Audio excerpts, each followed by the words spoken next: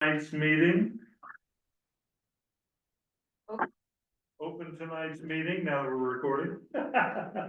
I'm gonna ask, Janet Hall, do a roll call. Mr. Kirsch, I'm here. Ms. Schofield. Here. Mr. Morones, Here. Denny, Mr. Nielsen, Mr. Evans. And I am Janet Zienhall, and I'm here. So we do have a quorum, sir.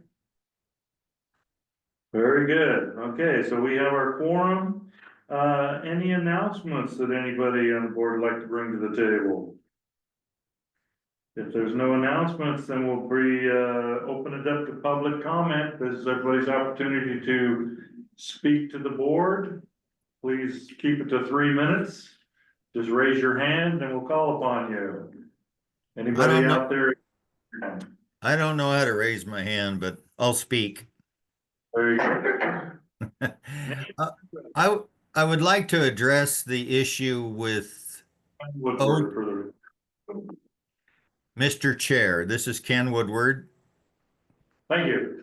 I'd like to address the issue of the ODOT land, and this pretty much goes to Brian Nicholas. I don't know where Chris is, but Mary as well.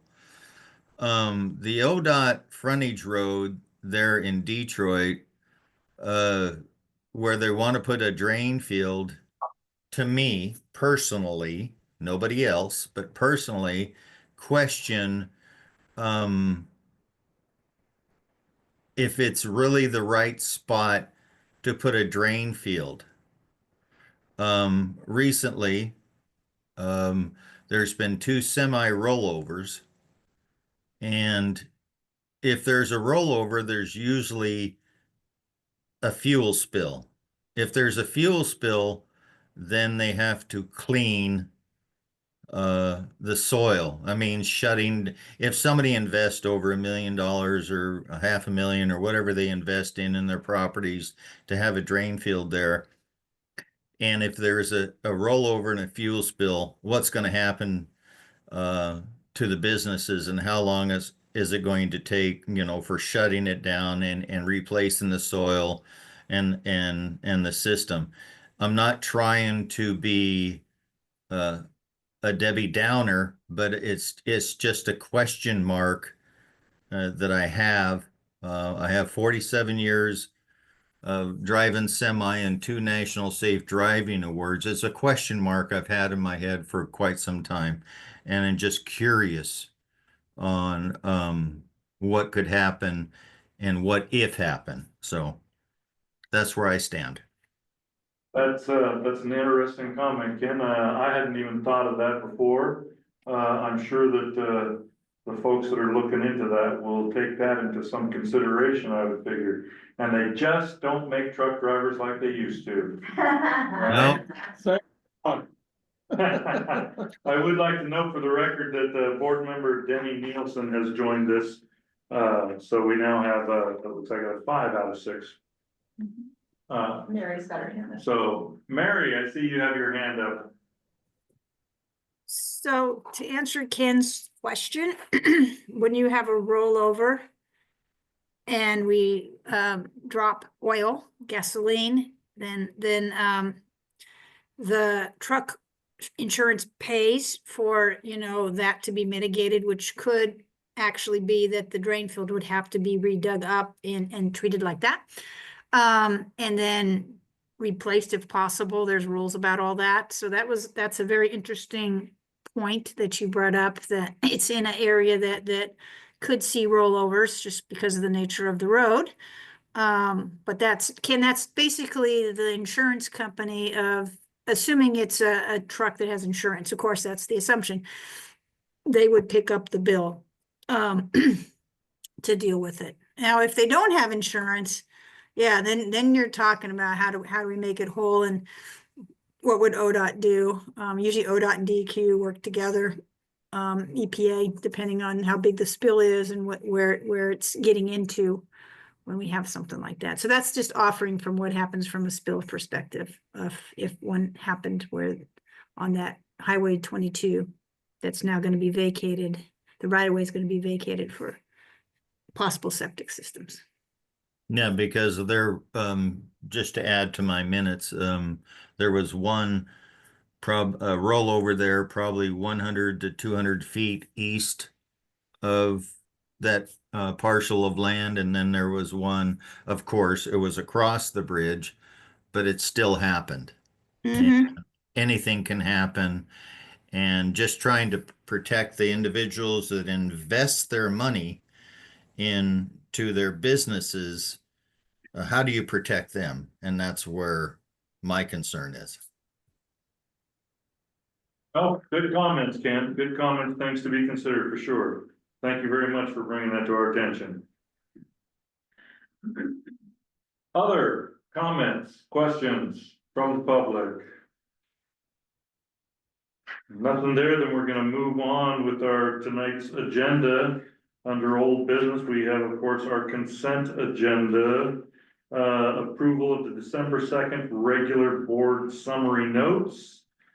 I'm gonna ask the board if they have any questions on these summary notes or anything that they would like to see some sort of a revision. Move approval. We have a motion and a second for approval of the consent agenda for the summary notes. All in favor, say aye. Aye. Aye. Opposed? Motion carried. New business has our treasurer's report from Mr. Evans, who is not with us tonight. So we will advance to the staff report. Well, good evening, and I think Mr. Evans and I talked about a key point in his report that I also mentioned in our staff report, which is that you'll recall that we reduced our communication coordination efforts, reduced the number of project team meetings we were participating in, reduced the number of these meetings that we participated in, kind of in the effort to preserve the remaining fiscal resources that this body had. The good news is the county project team worked real diligently to find funding and did identify funding. And we're in the process of kind of putting together a scope of work. The we is the county staff and the COG staff are putting together a scope of work that COG staff could do. And when we finish thinking through that, we'll bring that to this group. It would be to just help continue to assist with communications, outreach, participation on the DEQ Rules Advisory Committee. We've been issued an invitation to do that. Some of those really important disengagement pieces that this group was going to lose funding for, the county project team has identified some funding. So in terms of process staff, kind of project team staff at the county and COG staff looking at terms of what that agreement could be, and then we would bring that to this group for review. Of course, county would then approve, we would approve, and then we would move forward. And the value of that contract is somewhere south of 100,000 for time to be determined. So that will be a welcome influx of resources for this group to continue. So stay tuned. Mostly that's a heads up. We'll be having some fun conversations in March about funding for this group and what the priorities for this group will be. Because COG staff certainly don't want to create that scope of work in isolation from this group, but we're sort of assessing what we could do. Mr. Evans has already said, we're going to need money for legal. So looking at the interagency agreements and such that might be coming our way. So that is under communications and also under treasury. We're continuing, as I mentioned a moment ago, to coordinate with the county and the DEQ on creating a regulatory permitting pathway for this facility. NSSA did receive an invitation to join the Rules Advisory Committee.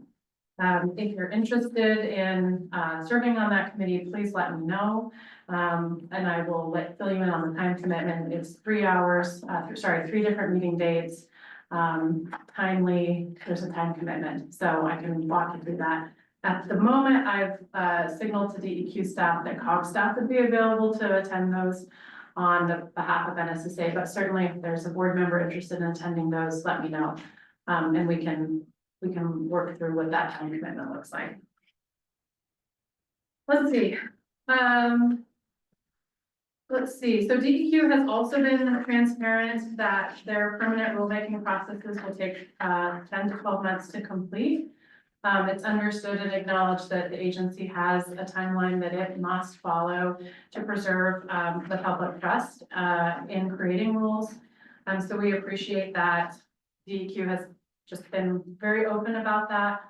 Of course, the construction timeline would benefit from a solution and a permitting process that is sooner. So both DEQ and county and COG staff are just working to try to figure out how can we make that timeline more manageable for the construction project. No news yet or specifics yet about what a more timely solution looks like, but just know that we're working on that. So and then COG will of course continue to support efforts to find the additional funding that we need to complete the Gates Mill City phase of the project, and of course, full funding for the Idiana Detroit phase. So a lot of conversations are happening, but no specific recommendations or information for this board yet. Residential septic grants. COG's funding required us to be complete with our residential septic grant December 31st of last year. We were able to provide 184 property owners that were wildfire affected and 16 non-wildfire affected but low-income households with residential septic repair and replacement grants. Total of $1.1 million was infused into the canyon through those funds. Marion County's funding source is different than COG's funding source. So Marion County's residential program continues to be open and they continue to receive applications. And so it remains open for eligible property owners. And then lastly, back to Mr. Evans. Yeah, he's confirmed that he's no longer an elected official at Gates. Sorry. Back to the residential grants. Yeah. What happens to the funds that were dedicated to that were not used? I can speak to the COG grant. So we pushed out, the COG had $2 million in residential, $2 million residential grant. The funds that were not used, which was about $600,000, will be reallocated to other wildfire affected areas in the state. The reason I asked the question, I've had 3 questions from property owners in Detroit whose cabins or residences actually survived the fire. Yeah. Their septic tanks, drain fields are old. They weren't destroyed by the fire, but they need to be replaced. And at least one of those people have made advances to the county, I believe, about trying to get some help with that, and were turned away. And I'm just wondering why they would be turned away when they were in an area that was devastated. And Yeah. What's their name? What's their last name? Page is one. Oh, okay. So I can't remember why that was disqualified, but I do remember that they were disqualified early under the grant criteria.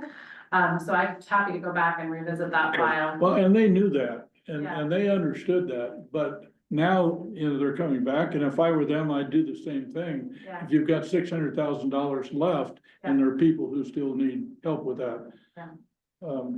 Yeah, so the agency that funded us has already reallocated that amount elsewhere.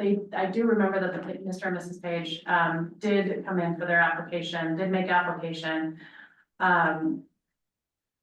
And I just can't, that was about 18 months ago. I just can't remember off the top of my head what part of our grant criteria. We just couldn't. I know that we worked really hard with them. And some others that were, for some reason, fell through the cracks on the eligibility. And just couldn't get to a solution under the grant criteria. Were there other names? Because I can make a note. Yeah, I'm trying to think. Okay, I'll take a note. about Mr. Page and, and I think And there's. if I can scramble the other Yeah. names out of my head, I'll share those with you. There would be a memo in the file about why they were disqualified, and Okay. assuming they wanted us to, share that with them, we'd be happy to share that with them, and then they can share with whomever they like. Sure. So, there were a few folks that you just couldn't fit them into the criteria, as much as we wanted to, so.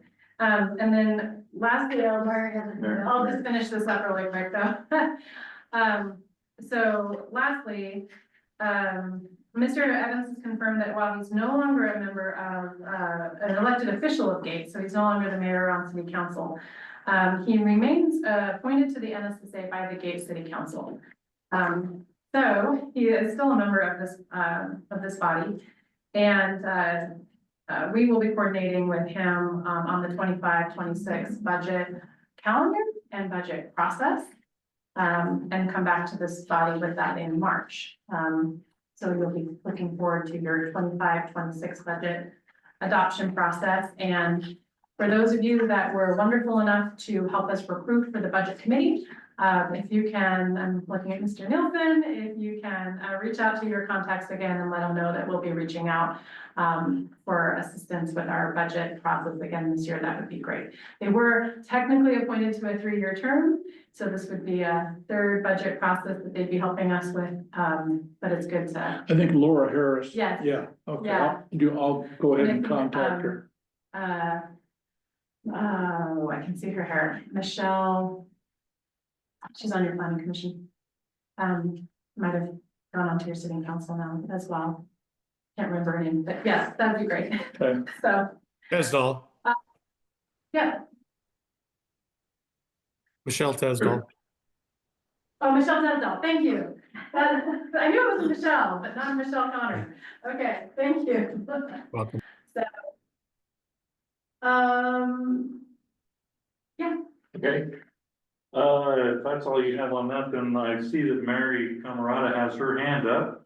Mary, what you got to say? So Denny, you should have those people talk to Craft 3. It's not as good a deal that we gave to the COG, but you know, there is an option there depending on their salary, you know, how much money they have. They might get some grant component, and the interest rates should be pretty low compared to if they had to get a commercial. So if Marion County can't pick this up either because of the restrictions of who qualifies, I would have them maybe check out Craft 3 to see if they could help, because money that we had extra from other groups too went to Craft 3, so they could get it out the door. So Craft 3, is that what I heard? Craft? Yeah, that's what I heard. Yeah. yep, She said Craft it's 3, CRAFT and number 3. Just type that in and you'll be able to find their website and and send people there and see if Craft 3 can provide it. It'll be a loan, but there might be a grant component to it depending on their circumstances. So Okay, to give you a I resource. can, I'll be updated on that in a few minutes. Very good. The voice is very muffled to me. so Right, well, the with my age, audio I on the couldn't TV is understand. not the greatest. But yeah, so I heard that we have an outfit called Craft 3 that might be able to provide some assistance, some through loan, but possibly a grant component to that, Great, so. Correct? thank you. Okay. Hey, looks like Mr. Evans has joined us. Yeah, thanks. Very nice, very nice. So with that, we'll put him right on in the hot seat and go back to treasurer's report. So.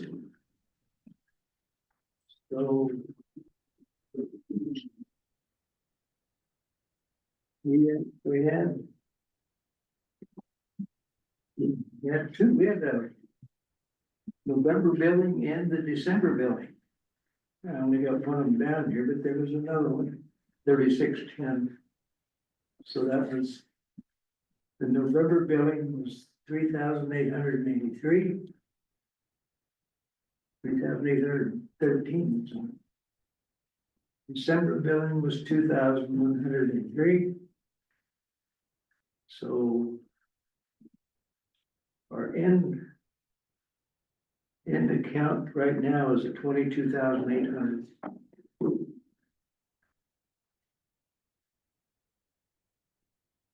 $22,000 in the bank. That's it. We haven't got our January billing yet, so. Okay, We need a motion to approve the treasurer's report. yes. So moved. Can we pause the meeting for just a second? I think we've got a technical problem. I have people texting me saying that they can't understand the audio in the room. And you So- can't understand them. And, yeah, I'm able to understand them, but I guess Chris Imo was texting me that he can't understand us. Are other people having problems understanding us? Tony's saying yes. They're wondering if there's a connection with us on the owl. It's a looks- connection. I can hear you guys pretty good, so I'm not having a problem. How about you, Pam? You having a problem? No, I can hear Hmm. just fine. I can hear okay. Now, I think it was when Mr. Evans came in that it seemed muffled to me and I was having trouble understanding. Yeah, I wasn't talking to the mic, sorry. Gotta talk to the owl, dude. Okay, so, would you like to hear Mr. Evans again? Basically, he went over the November bill and the December bill and says we have a balance in our, account of a little over 22,000. So any questions for Mr. Evans, if anybody needs a recap on any of it? If not, we do have a motion to accept his, treasurer's report. Do I hear a second? I'll second. And we have a second as well. All in favor, say aye. Aye. Aye. Opposed? Motion carries. Coming up, we have a county update from Chris Imo, but I see also in our agenda, he has a C video on YouTube channel for the update. No, that's the minutes. That's the minutes. Oh, that's the minutes I was looking at. His Okay. update should be on the I back. gotta go quick back here. Nice. There he is. Made Chris a little nervous there. There he is. Thanks, I was wondering if I forgot some homework. He looks live and in person. There we go. Okay. Chris, you got the floor. Thank you, Mr. Chair. Just briefly, is my sound coming in okay in that room? Yeah, you're a little quiet, but we can hear you. You're quiet to me too, Chris. Okay, bear with me just a moment, please. Pretty good right there. Did she turn the volume up all? Oh, she turned it up here. It's almost on 60, but. What? Is it better or worse? I'm saying worse, okay. Oh. Okay, is that better? I want to make sure everyone can hear. Okay, great. Yes, thank you. It was good for a second and then got demonstrably worse. I think you need to get right into the mic, Chris. That's when you're forward, it worked. I don't know. Could be my connection then if I was having the same trouble otherwise, but can you hear me okay? You are faint. Okay. All right, sorry about that. I will join on my phone and mute my microphone here. Was just their. I was going to give my report first and then turn it over to Peter. Maybe I'll just turn it over to Peter while I resolve this. It's good. Peter, what do you got for us? All right. We're gonna go over that page by page. Yes, we are. Oh, yeah, that. The 90% there. I'd be happy to. I don't think you or your families have time for that, but. Here's the. Thank you. Could I ask, can I ask what's being handed out if it was presented to the rest of us? Yeah, it's, I was gonna explain it. So it's a presentation that I'm gonna Is share. Chris iPhone? I just have a hard copy for folks here in the meeting, but it's the exact same thing we're gonna be putting up there, and I can give a electronic copy to be passed out afterwards as well. Yeah, that would be great. And maybe, yeah, that'd be great. Thank you. I would have loved to have given it more ahead of time, that's my MO, but Chris, is this your iPhone that's trying to come in? Yes. Thank you for protecting us from Zoom. Yeah. Zoom bomb. Yes. and would it help, should I sit closer? Just speak to Gail. We'll do what we can to help to hear better for those, how's that? I can hear myself. Somebody needs to mute. There we go. All right, you're muted for right now, Chris. All right. Can you guys see the screen? Is she sharing?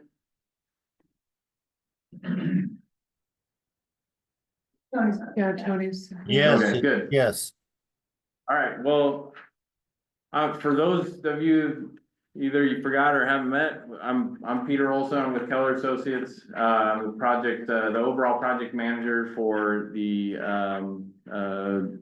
overall project, the design and everything moving forward here. So, happy to be here. It's been a few months and so I'd like to, Chris asked that, I put a short presentation together just to give an update on, the status of the project. We can go to the first slide.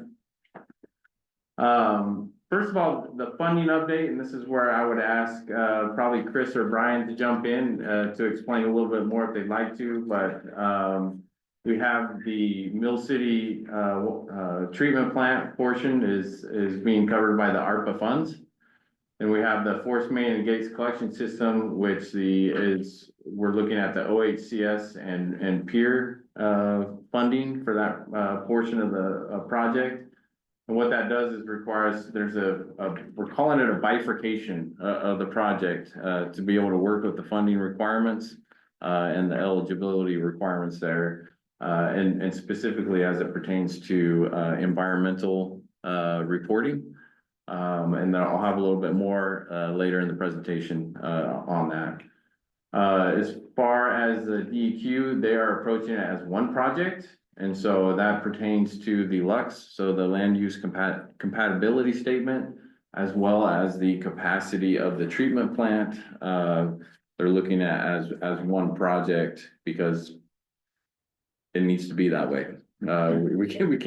We can't build or design or build it and then all of a sudden magically add gates into, that flow into it. So, Chris, anything you want to add so far? Yes, all right. Is my sound coming in okay now? Okay. Sound good. Yeah, so basically, although no funds are committed now, the county is preparing to submit funding requests for kind of what we're calling a phase 1 and phase 2. So phase 1 being the Mill City, which is ARPA funding. I know it's confusing, but it's federal funding without a federal nexus. So that allows us to go through it more expediently and meet the deadlines of ARPA. Phase 2 would encompass basically everything outside of Mill City, and that would be covered under, since it's more typical federal funding, we would follow the normal federal process of going through the NEPA clearance. So that's why you're seeing that project bifurcation for the first time tonight. It's essentially the same area that's always been talked about in terms of the alignment, the collection system, but there's a clear division between the two. So I hope that kind of clears it up, but I can take questions at the end too. Okay. Thanks, Chris. Next slide. So this is just a overview of the slides to come here, talking about these each one of these topics. Throughout this presentation, I've thrown in different screenshots and snippets of the recent milestone, which was Friday for 90% design on the treatment plant. So a significant milestone in the project, and glad to get to that point, but it just on to the next one. We're not taking a break by all means, but this is the treatment plant part of the improvements in Mill City. I'm not gonna go through and explain every detail here, but, we'll see some other, like I said, some other graphics and snippets in this presentation. Next one. So as I mentioned, the environmental permitting update that we have, SWCA is our sub-consultant that is leading the environmental permitting components of the project. Although we are not meeting or submitting an environmental assessment, we are going through the process and due diligence as if we were. So we're doing the wetlands delineation, we're doing the archaeological investigation, we're doing all those, you know, field investigations as well as desktop and studies in order to show that we're doing our due diligence and we're not ignoring any of those components of the project. And so as SWCA, we're looking at the treatment plant site, the Fairview Street realignment. There's we call it the 100-foot strip of part of the property that will be retained by the current property owner. And then the temporary storm outfall and detention area is going to be just north of the realigned Fairview Street, is where we've been working with the current property owners to address the stormwater drainage coming from the new Fairview Avenue.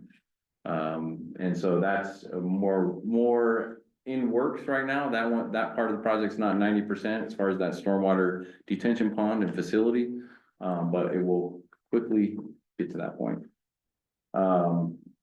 They are, as far as the Gates collection system in Fourth Main, that is where we're looking at the NEPA requirements and meeting, you know, the environment, completing an environmental assessment that will meet those, you know, HUD requirements, and making sure that we're going to be eligible and cross all the T's and dot all I's.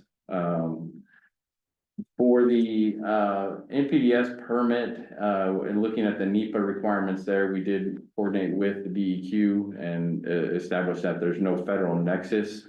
So for the treatment plant site specifically, that there's not a NEPA review requirement for that we're going to be obtaining an NPDS permit, or that's the path we're going. So that it doesn't require that, I guess, if I can say that in better words or better terms. Just the Force Main and Gates collection. Correct. Then early results, I put that in there just to mention they just finished up a second round of wetland delineation on the treatment plant, the overall site. It was promising. We were concerned about some wetland mapping, but they had did the field visits and it was promising. There always has to be a department, a state lands concurrence. And so it's not final, but it's a positive look as far as the wetlands delineation is concerned. It doesn't, even if there are wetlands, it doesn't mean it can't be done. It's just then mitigation and other components have to be incorporated into the project. So next one. As far as the DEQ permitting update, I'm doing a very high level, and I will, if Chris wants to add or Mary wants to add any more onto this, I will welcome that. But there's a rules advisory committee, as you're aware, I think from your previous update in December, that is being put together and is expected to start meeting mid-March. Don't quote me on that because I know they're working on organizing that right now and putting that together. As far as the NPDS permit application, it would take, and this is different than the Rules Advisory Committee. It's a separate process, but it takes at least 6 months. We're trying to have that application ready to go to submit to the DEQ by mid-February, so a few weeks from now. So then we can at least get that in their hands if need be. Doesn't mean that we're going to submit it at that time. There's different balls in the court, and we're trying to just be ready and not have that be a delay when it is needed. Next slide. Property acquisition update, there was a property, purchase and sale agreement, back in October that was, signed and put together. With recent, developments in the design and so on, we worked with the county and identified some, some adjustments that, we would recommend in that. They really have to do with just kind of the nuts and bolts of the project, and we want to honor that purchase and sale agreement, but sometimes that means what was, the details in there, we need to make some adjustments so we can honor that yeah, meet all the requirements. The full access to the site remains intact, which is important. So, the Common Street, also has requested a signed property letter for the SHPO, and that's a part of the permitting process with the, archaeological, study. And so we're still working on getting that. Pam, correct me if I'm wrong, but I don't think we finalized and got that, but that's in the works and communication with the Yep. property owner. Yep, we reached out again today to follow up and we're able to provide everything they need. So we're waiting for the signed letter, so. And that is tied with a meeting that's happening this week, or I don't know if we finalized that meeting yet, Brian, as well, but they're meeting with the property owners to go over kind of the design and how does that look? How does that compare with the, conditions in the, purchase and sale agreement and make sure everything's being met. The temporary storm outfall, I mentioned that, that was something that is more recent that we've been working on just to the north of the Fairview, road realignment there. We're trying to obtain, the right of entry for that portion, which is a separate property from the one that is in the purchase and sale agreement, so. That's ongoing, and that, figure there is just it's part of the documents that have been provided for the partition associated with the property. Next one. As far as the design schedule, and I'll explain the one on the right here is, that's just the overall site. That stormwater detention pond is the one at the very north, that rectangular shape there. That's where the drainage will go from the Fairview Road realignment. It will all be collected, detained, and meet the requirements of, that Lynn County and the DEQ have for our stormwater drainage. 90% design, we had submitted on Friday, the 31st, and it went out to a number of different entities. So it went out to the DEQ over the weekend. We got confirmation from Kenzie that was received, and they will begin their review of that document or that set. Then we also have, it's going out to Lynn County for a number of different permits having to do with building and planning and grading and all those things. So that's the permit set that we're sending out to start getting reviews of all those permits. There's a lot of them there. 100% design, we're targeted for early May right now. And that coincides with what we're looking at for the construction schedule. Right now we're reviewing submittals for some of the early work procurement, for the equipment that had to be procured early. There's a slide here and another slide or two that'll list out which ones are there. But that has to do with getting the equipment delivery in a timely manner. There's very long lead times on some of that equipment when we're looking at electrical, generator, the SBR equipment, so on and so forth. So that process had to be started early, and it's progressing on schedule. May of this year, looking at mobilization and beginning construction, February 26th to November 26th. They have that listed as it's a long time period there, but when you're looking at a big treatment plant like this, where there's a lot of components, it will take a good amount of time as they install equipment. They'll start it up and get it commissioned, and be ready for the ultimate, startup of the entire plant. Which November to December of 26 closing out. So complying with the ARPA funding timelines.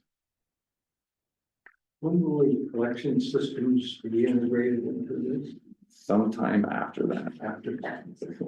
I could not tell you that timeframe exactly. With the bifurcation and the other funding, I don't have those dates specified.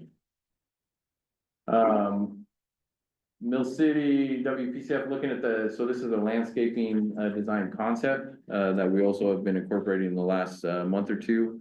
With Greenworks is a landscaping architectural firm supporting that. And this is part of the purchase and sale agreement. It's part of the conditional use permits with the county. It's part of, a lot of different components that require this.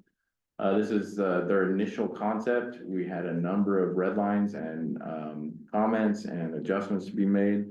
But this gives you an idea of what to expect for the overall treatment plant site, as well as the Fairview and the Fairview realignment as well. Site investigations, I mentioned earlier, we did wetlands, cultural resources investigation, geotechnical, topographical, all that. Different components are moving forward at different timeframes, but it's all been working out and collecting a lot of data, a lot of information that we use for all the permitting processes and for our design. Next one. As far as land use, the conditional use permit was approved in November by Lynn County. And then now we are working on the LUCs, the land use compatibility statements that are required by the DEQ. We've been asked to break that up into a number of different components for the project, but they would like the LUCs for the entire project up front. And so that includes Mill City, the treatment plant, the separate one for the street realignment, one for the Mill City, Gates Mill City force main, and the collection system. So that's working with all the different planning agencies associated with, the counties, cities, and so on. That building right there is the office building, will house the UV disinfection, has an office, has an electrical room, has a blower room for providing air to the SBR. So it has maybe 5 different components of the treatment in that process. Next one. The graphic here, the figure is the SBR. So this is kind of the heart of the treatment process. The larger basins that everyone will notice, and has the SBR equipment shown kind of relative to where they'll be located in that basin. Kind of a neat graphic to be able to visualize what it'll look like. As far as the pre-procurement, this is what I mentioned earlier, I listed here. So the SBR equipment, the sand filter, the electrical equipment, and long lead equipment, basically in general. Is what has gone through the pre-procurement process, prior to the GMP. Next one.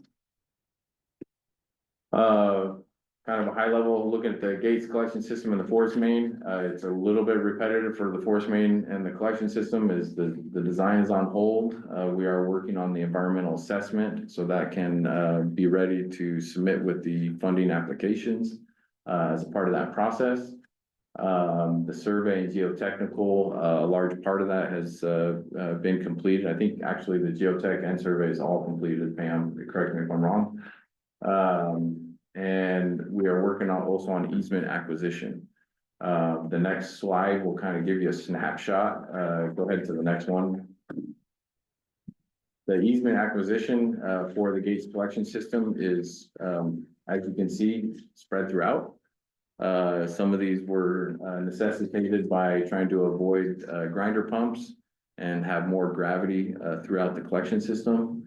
But this just gives you an idea of some additional surveying that's gonna have to be done there in order to obtain those easements and create the exhibits and figures and descriptions that are necessary for that.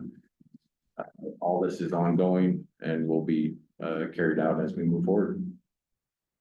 Next one. Again, just a high level, Detroit Commercial Septic, Keynes Marina, Idana, one slide to kind of cover all those real quick. There are ongoing evaluations being undertaken by Aqua Resources. And then doing additional test pits, and, working with Aqua Resources for the design of those systems that are gonna be, installed.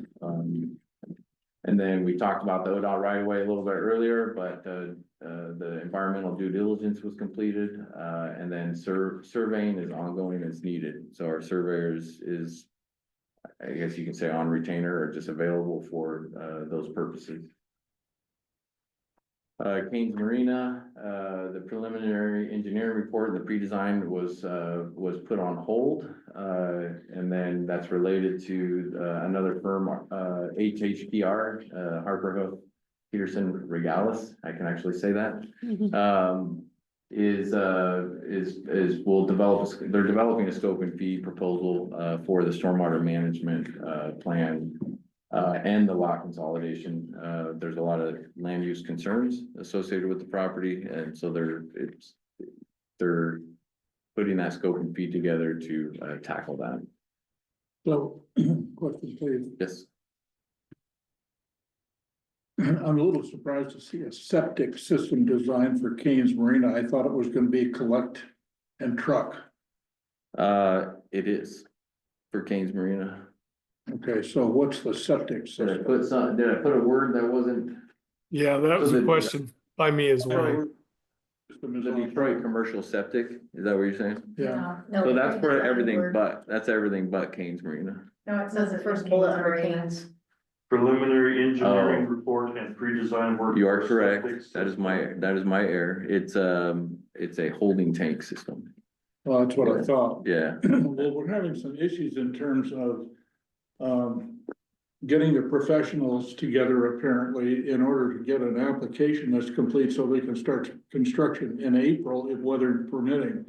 I know the stormwater collection was an issue for a while, and I think that's what this engineering references to. Correct. Any ideas on, a date? I, that? I do not have a date that I can Okay. tell you that it'll be resolved. Like there's a number of issues of stormwater management as a part of that, and the lot consolidation is associated with that. I would invite, is Chris still on there?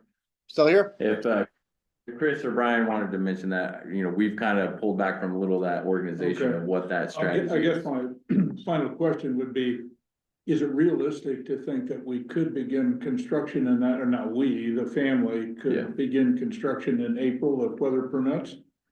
I'll just answer that right now.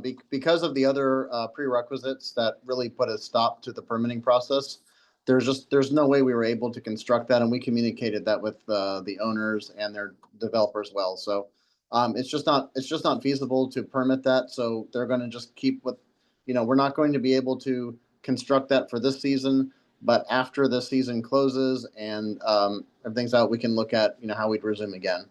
It's just with those prerequisites to getting the land use resolved before we can go into the WPSCF permitting process. It just wasn't feasible.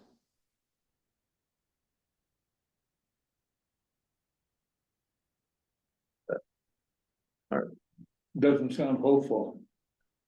Not for this season, it Not for does this not. season. Not for April.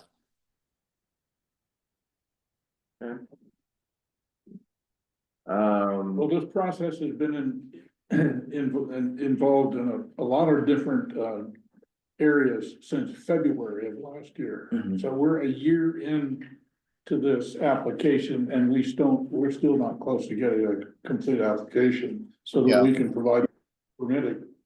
Correct. Yeah, at this point, the main thing is this is kind of beyond wastewater.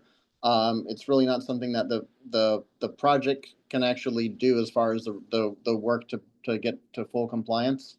But we're helping them bring in the key resources, the firm they need that can actually help them address all those. And so that's why we made connection with a firm who's very experienced in dealing with that, who can work outside of the scope of the project, because we are just restricted to being a wastewater project.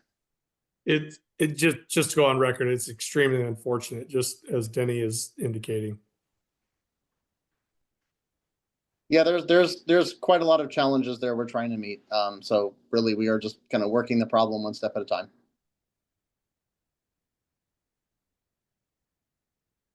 Thank you. Yeah. I think the last item to mention, is for Idana. Ken, you'd asked about this earlier.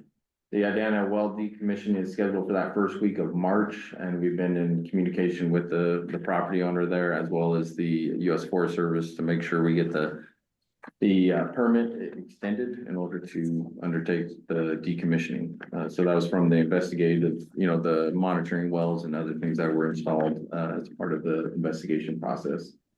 GSI is also supporting the loss model for cedars as well. Can you expand a little bit more on the Idana portion of the decommissioning?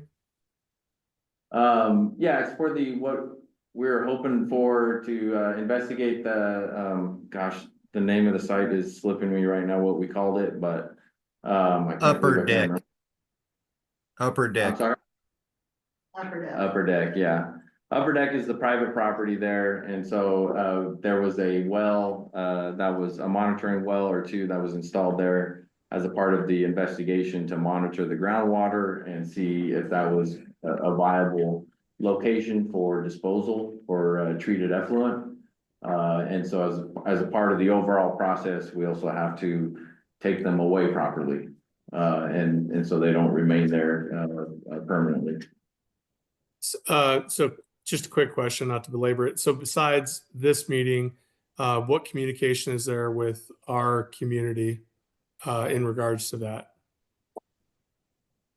As far as the decommissioning, we don't have any communication with the Detroit and Idana specifically. With the city of Idana. Yeah. No, there hasn't been any communication with the city of Idana on the decommissioning of those wells, as they were, not meant to be a permanent facility. If I'm missing something, I apologize. No, I'm just curious. I mean, because I'm the newly appointed mayor, and so I just want to make sure that obviously we don't have a super involved community, but the more that I can try to get people involved, I want to, and keep people informed on things. So I'm just kind of pinging to see where I can get more information, and being here more often will be helpful. So I'd be more than happy to have a conversation offline from the meeting and give you a little more detail of where they're at. And so in case someone's asking about it, when they see a rig out there decommissioning, you could be informed about that. I'd be happy to talk with you. That'd be great. Thank you very much. Mr. Chair, Yes. I know I'm probably a little bit out of line here, but to Tony's question, Miles McMillan, representative of Marion Forks Investment, let Keller and Associates onto their upper deck, which is east of Idana, to do some test holes. And I received a phone call from Miles, and he asked me what's going on, and I just explained, and he says everything's wide open on his upper deck and he needs them filled in, I believe, for safety reasons. That's my personal opinion. And so that's why I brought it up to Peter before this meeting. I believe they're all outside of the city limits. You don't have any test wells inside city limits, do you? Not within the city limits, but to what he's saying, But there's geographical area, of course, all your residents are gonna be interested in what's going on around them as well. I can understand that. no, but to be good stewards of the process, it's always been planned to decommission them and take care of that. So that will be happening the first week of March. Yeah, I'd appreciate a conversation maybe offline, and as you've offered. Thank you very much. Last one, I think. Is there one more? That's the I last think one. that's That's the all. last one. Yeah. That's all you have? Should we ask Chris if he has anything to add to your report there? Hi, also, sorry everyone for my technical difficulties. Yeah, I appreciate, Peter going in, ahead of me, and since he's kind of covered everything, I don't have a whole lot else to add. Just to point out, we're grateful for everybody's involvement in working through this process. With each, challenge, we work the problem, solve it, move on. There's another challenge, we solve it, and we keep doing it until we are able to reach the end of the project. So Peter talked a little bit about the construction schedule, just so everyone is aware and see activity. We are still aiming for a mobilization in May. That would mean, getting site trailers out there, getting equipment, and then potentially starting to do the earthwork. All that depends on a lot of permitting. We've talked about the discharge permit to death, but there's other permits that go into a big construction project as well, and they all have to align. But that is the time frame we're aiming for to meet the ARPA deadlines, with potentially structural work for the plant itself starting. Our target is September of this year. So as your constituents and people involved in the project might see that activity happening, we'll be working with you to communicate that and get the word out on what's happening. That's pretty much all I had to add. My report does mention the residential septic program as well for the county. So if there are any specific questions about property owners, eligibility, please let me know and I can help direct that to the appropriate people.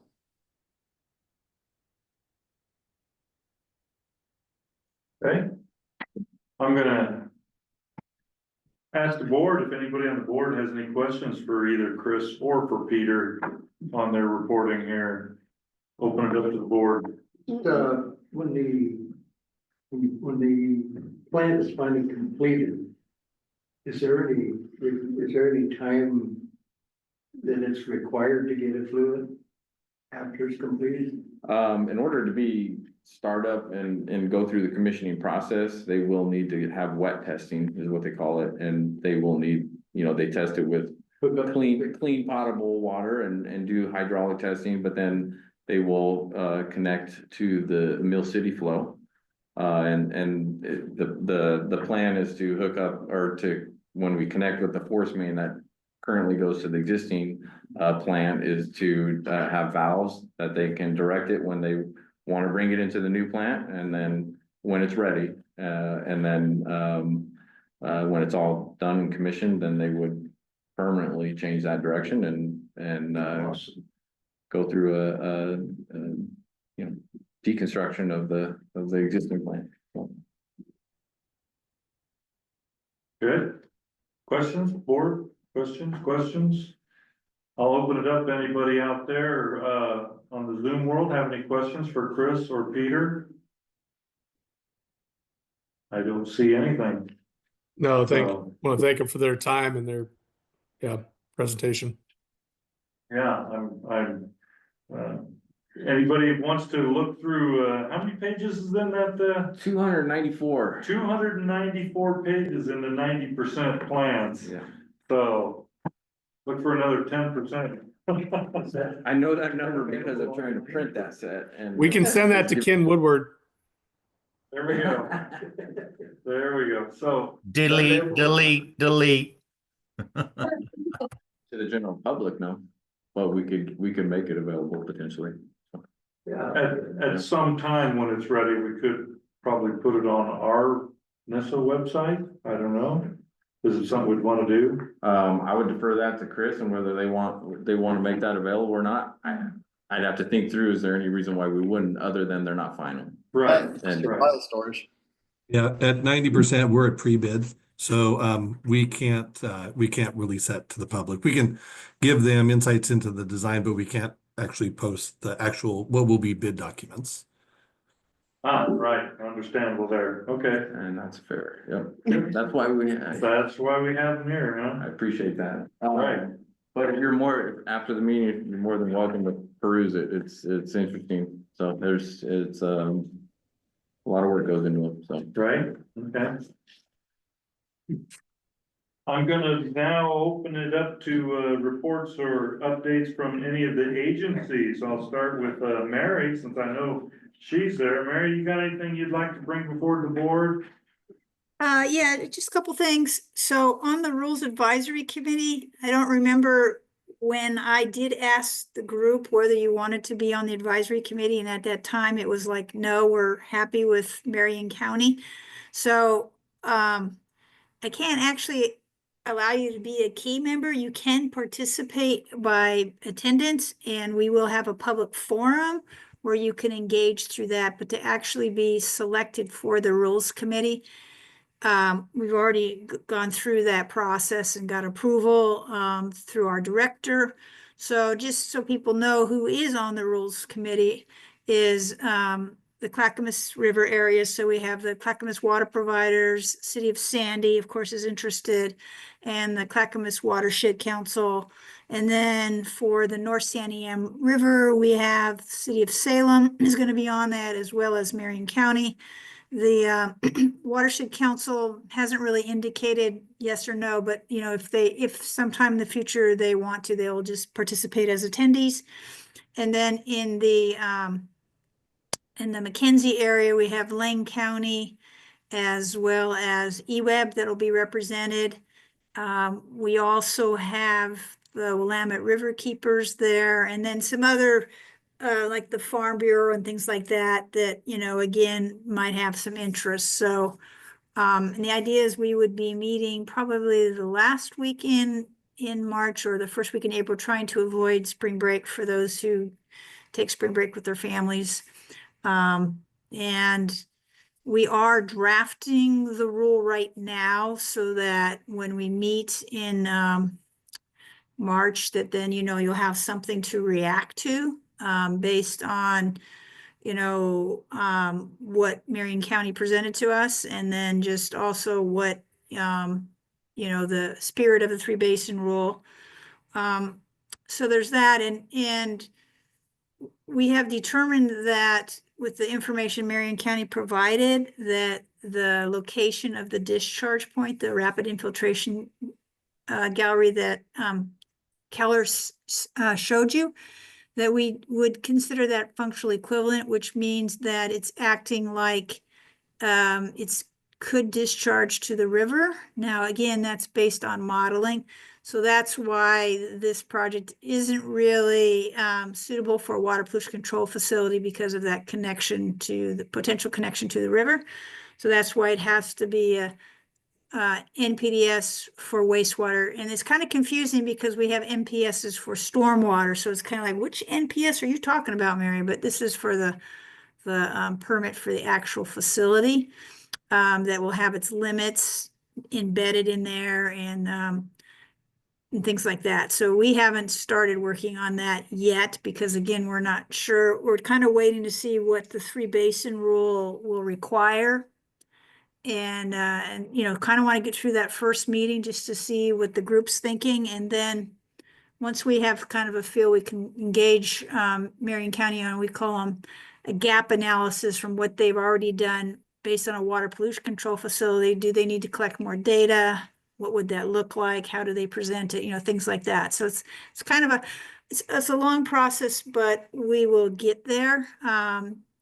Even though officially we will not be able to issue the permit until after the EQC, hopefully in November, makes a decision with the rule revisions that we'll be bringing forth to them. So that's kind of the schedule. So we cannot issue a permit until we actually have authority.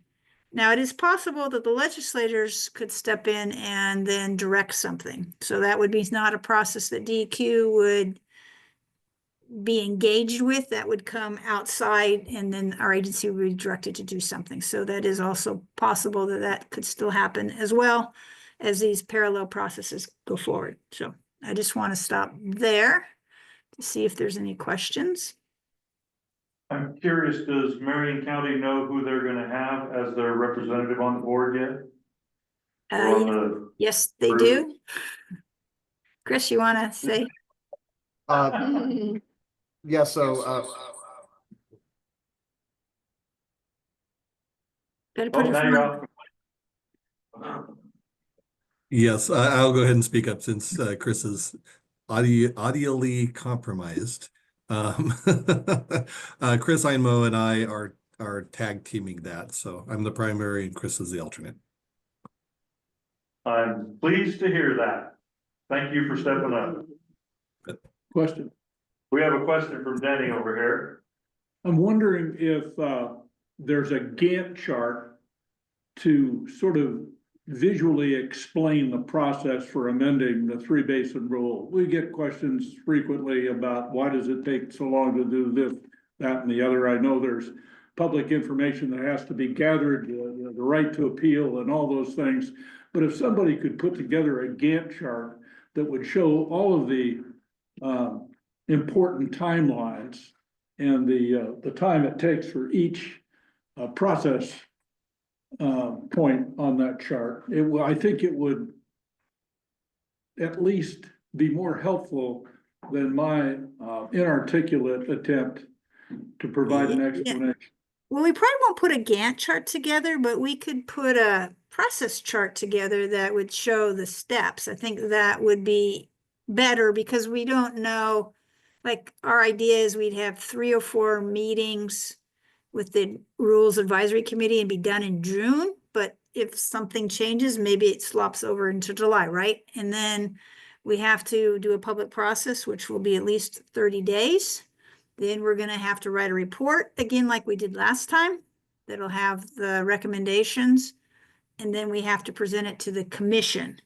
So, and of course we have to get on their schedule too. And so that's why it's kind of, we're saying November, but if things go faster, maybe it's not November, but we just, that's just a ballpark figure for everybody. But I can give you a process. We actually have it mapped out that we could share with I guess, Laura, would we start with the board then, and then they could distribute as needed? Would that be work for you? I was thinking that you have a pre-basin rule page, on the DEQ page now. We do. Yep, we do. In the interest of not wanting to post something that isn't ours, but maybe link to it. I just recall we had quite the kerfuffle, earlier about what DEQ was or wasn't doing in Detroit.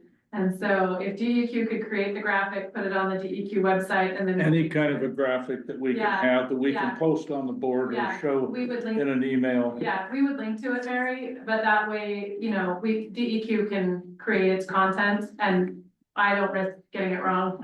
So, but we can link to it for sure.